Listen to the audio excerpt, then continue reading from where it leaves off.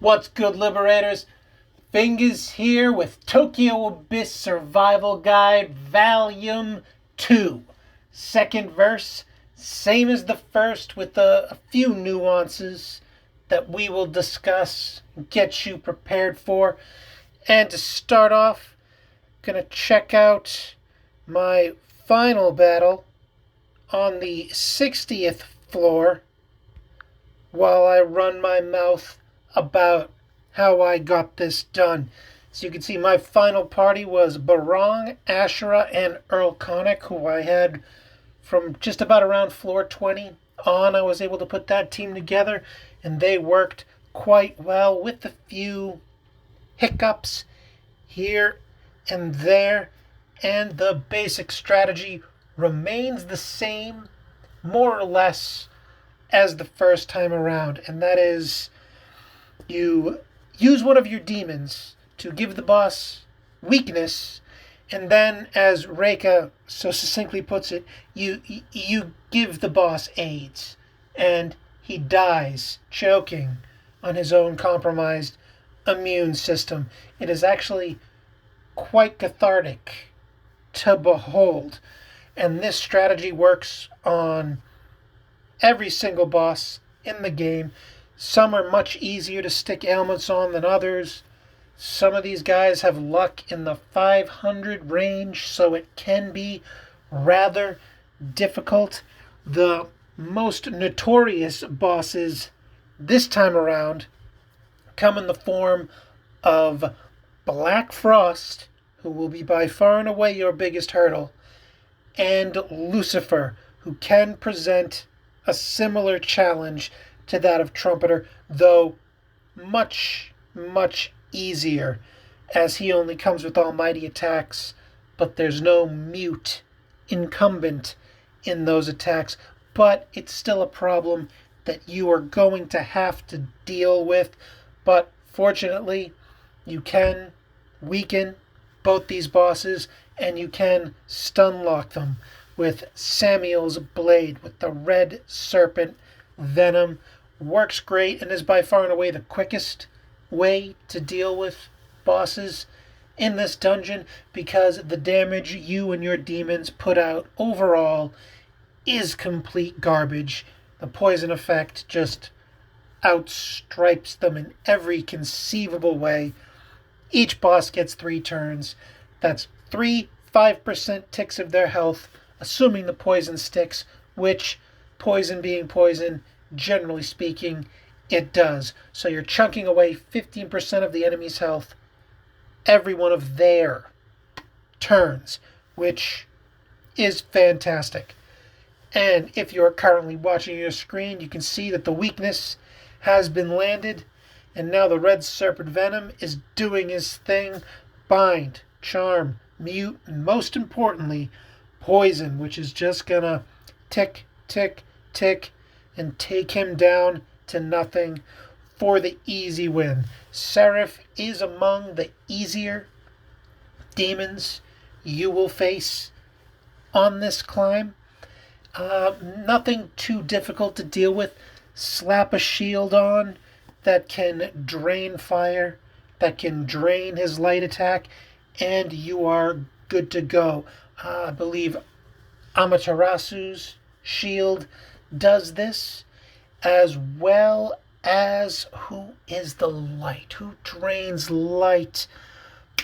Don't think it's Maestema. Ishtar. I believe it is Ishtar's shield that drains the light. And I believe if you are fortunate enough to have Asura's shield, it nullifies both fire and light, so you will have an easy solo victory for this guy, which is pretty much the case for many of the bosses outside of Lucifer and Black Frost. The bosses you will be facing on this particular climb are going to be Garuda. Put on a shield that drains force attacks, your MC can solo him. Cert, put on a shield that drains fire, your MC can solo him.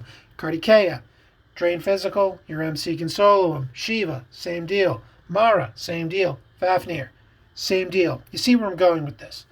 The only ones you got to really look out for, and the ones that really require the stunlock ailment weakness approach, are Lucifer and Black Frost. As usual, Huang Long works really well this time around, though not as much as last time, although he will guarantee you a win against Lucifer. However, he will not save you from Black Frost, because Black Frost will do three things: a petty attack, which you can only hope and pray for, Mabufudine, which does not have a pierce effect, so if you get your main character with the shield that drains ice, you can steal some turns from him that way. And then the Bad Mama Jamma, Go to Hell, Dark Pierce effect. The first time this has come in Tokyo Abyss, cannot be stopped by conventional means, so you can do one of two things. You can use the weakness ailment approach, as was just demonstrated in this video I'm showing you right here.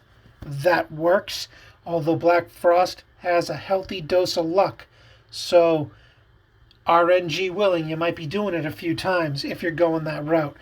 The other option is to get yourself a Rama, an Aravaka, an Alilat, preferably a Demiurge, best of all, and work with them enforcing that dark drain, that dark repel that can't be pierced through, and you can take Black Frost down fairly easily with that. If you're stealing most of his press turns away from him, you can make that work, though you're still going to have to deal with the curse effect that comes along with it. So if you're doing that strategy, well, that means you're going to have someone with prayer.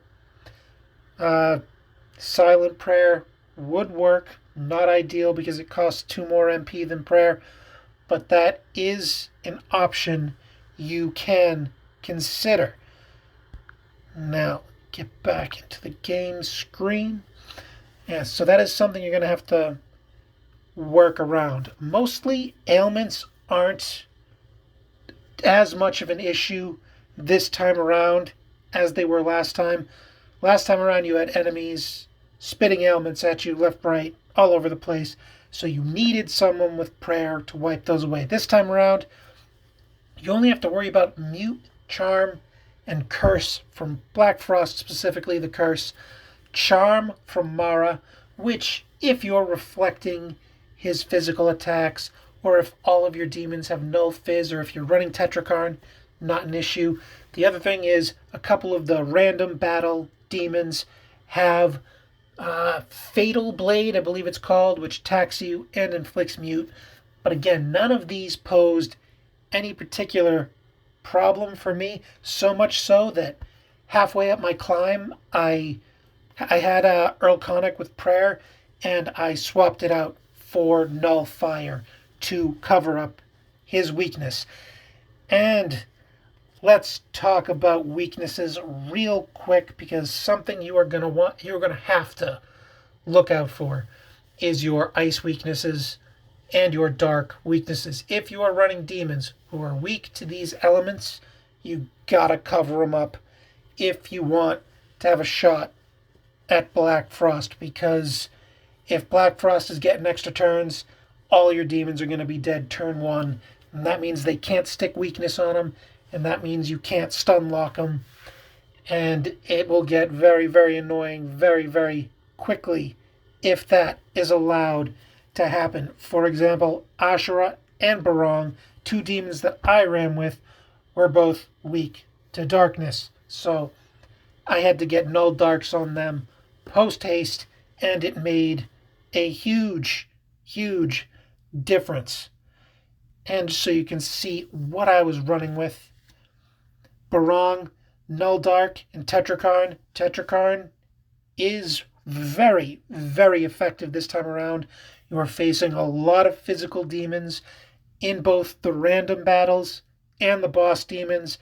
This makes things a whole hell of a lot easier and speeds things up when the demons are bouncing their own damage back on themselves, given how little damage you can actually put out.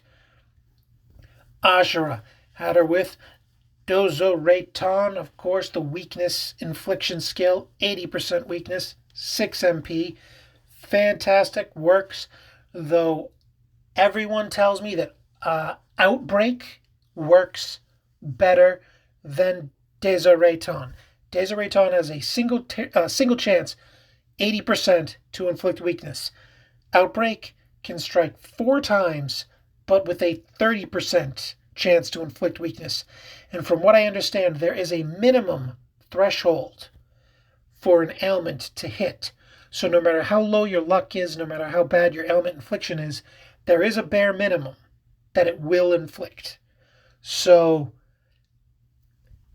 take your bets, which one you think works better. I wanted to try Outbreak this time around. However, I did not get a single skill offering me Outbreak, and I was looking too.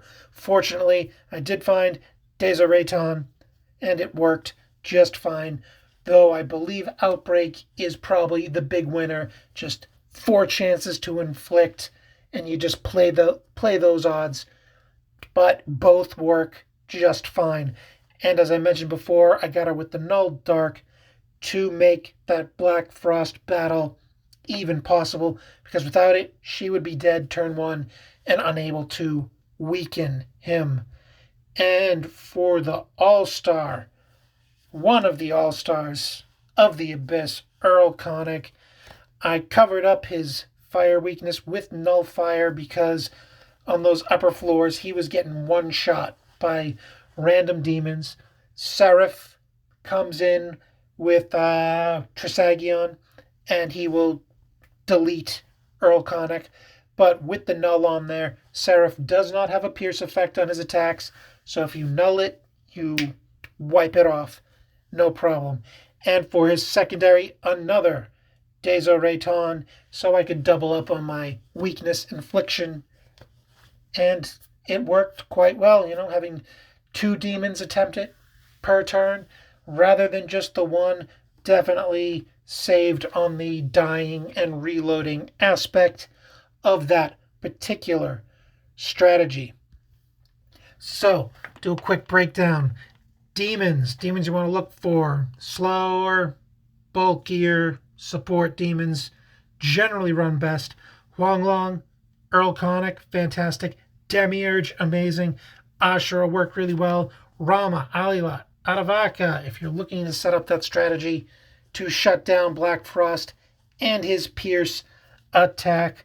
Ananta, Orcus, any demon with really high luck, but you can probably get away with at some point.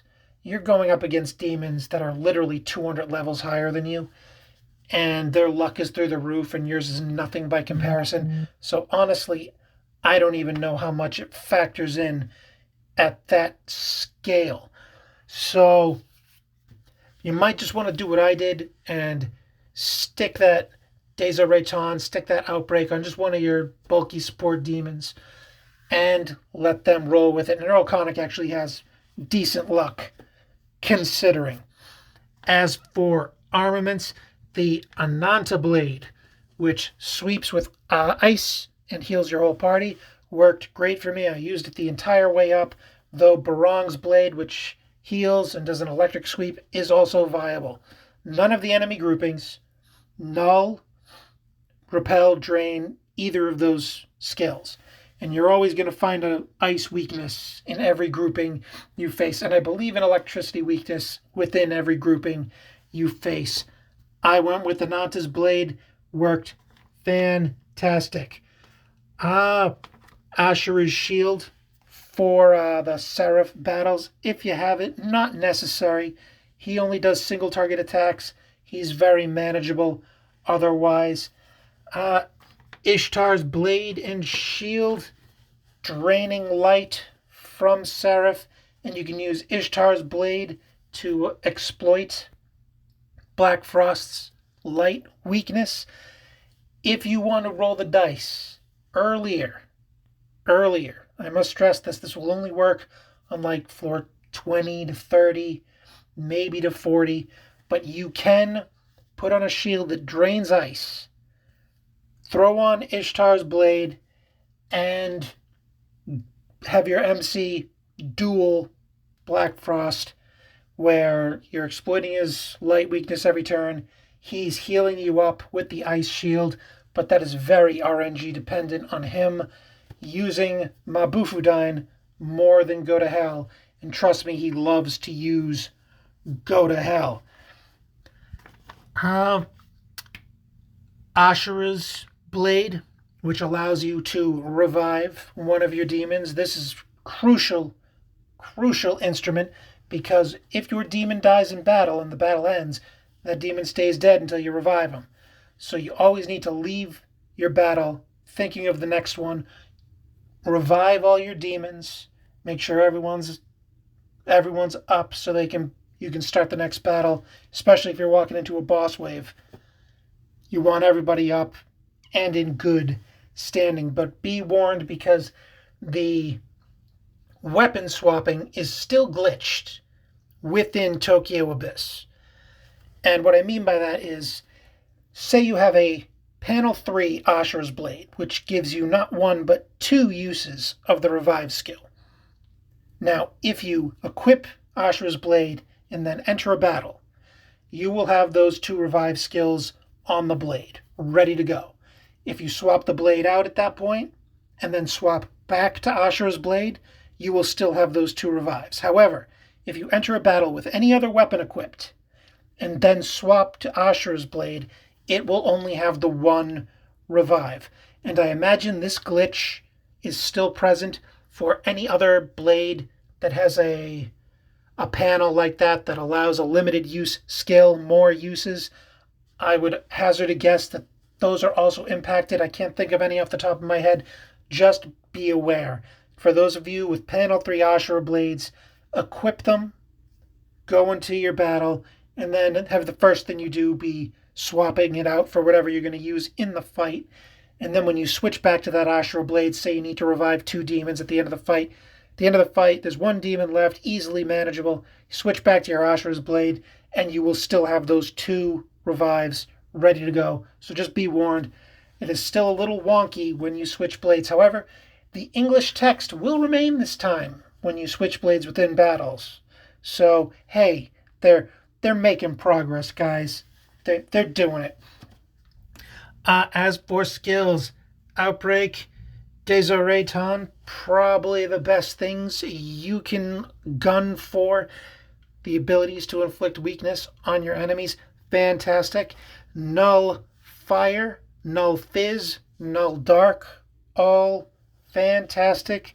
You are going to be getting hit from... physical attacks are really the big pain in the random battles. Most of the demons you fight are physically based. They are Cerberus, Wukong, Pallas Athena, Jiko Kuten, Throne, Matador, Pazuzu, Giri Makahala, the elephant that mega boosts, Rakshasa, and Azrael. Now, as you can tell, most of these are physically based, and as the floors get higher, it becomes a problem. So having Tetrakarn to reflect that physical damage, or ideally, if you can get Null Fizz on all your demons, you're gonna have a much easier time. However, that won't save you from Lucifer or Black Frost, but you already know how to counter them. Of course, Samakarm, Rekarm, Rakarmja, anything that can bring demons back to life, because again, if they're dead, you got to revive them before the next battle, or they are going to be dead at the start of that next battle. Auto Rakakaja is essential. Auto Chorunda is essential. Find some way to get those on there. One of the reasons Erlconic is such a stud here is because he just auto Chorundas every round. And when you've got battles going for 10, 15 rounds, and yes, the battles get that long on the upper floors, it can't be understated just how useful that is. Enduring souls are great if you've got a demon like Barong here, he only runs with 1018 HP, so he has a bit of a time, but fortunately his common archetype has the built-in endure, and that saves him so often. And as for damage, whenever you get the option after a battle, after a boss wave, to get one of the stigmatas, first and foremost, you want to take that almighty damage reduction, because Lucifer's gonna hit you. He's gonna hit you hard, and you need to survive at least one wave before you can stun lock him. So get that almighty resistance up. Get it before anything else. Second to that, dark. Gotta shut down Black Frost's Go to Hell. And thirdly, ice. You gotta shut down Black Frost's Mabufudine. Those two bosses are going to cause you the most trouble, so be ready for them. Almighty, dark, ice damage, take those first and foremost above everything else, just to make your life a little bit easier for the big hard battles to come. After that, you're going to be hit with physical skills, so if you've got damage reduction options and Almighty, Dark, and Ice aren't there, take physical. Failing that, fire, force. Those are sweep skills that some of the random enemies hit you with. So if you can nerf those, all the better. Now, as for stats, again, I went with the luck magic build. Favored luck above everything else. Worked for me last time, worked for me this time. If only because sometimes just throwing out Red Serpent Venom, even if the boss doesn't have weakness on him yet, it can buy time for weakness to land and for the big Red Serpent Venom full ailment infliction to hit. So I took luck over everything else, and second to that, magic. But you could also favor magic with the secondary in luck. Those are the two money stats that you're gonna want to focus on. Because I mean, if you're just using weakness in order to get your ailments off, you don't need any luck whatsoever. The weakness does all the work. You just activate and everything sticks. So there's a good argument to be made for just going straight magic. But I still favored luck. Worked out for me this time, worked out for me last time. And I would recommend you do the same. After that, vitality doesn't do much, but it does increase your HP a little bit. And then after that, strength and agility, which are basically useless because physical attacks are garbage in here, and agility's pointless because, again, physical attacks are garbage, and you're going second. Get used to going second. That's why Auto Tarakaja, Auto Turunda, and Auto Rakukaja are so clutch to help you survive that first wave and get all your other buffs in order so you can settle in for the long haul. And oh God, can it be a long haul? Far easier than the last time, going in blind. This time I had a little more idea what I was up against, what I was doing, and I was fortunately able to do it in just one run instead of the 3 that it took me last time. And that about covers everything I can think of. I think maybe the only thing I didn't mention was Gogmagog's shield, which is what I used for the vast majority of this, only swapping it out for certain boss battles, because the ability to drain physical attacks, especially in these random encounters where physical attacks are coming at you left, right, and center, you can solo basically every random encounter with Gogmagog's shield. You'll be hit with magic, yes, but the physical attacks coming in will generally speaking, heal you back. Don't get me wrong, you can still die with some bad RNG, but you can solo everything, all the random battles with Gogmagog's shield. So I would highly recommend you get it. I would highly recommend you panel it up because you get some big HP bonuses with those panels, and it will make your life a lot less frustrating if you have that nice reserve of HP climbing or descending. No, I'm pretty sure you're climbing. You're climbing out of hell. Climbing this hell tower. And that's about all I've got for today. Good luck in the Abyss, Liberators. Don't get captured.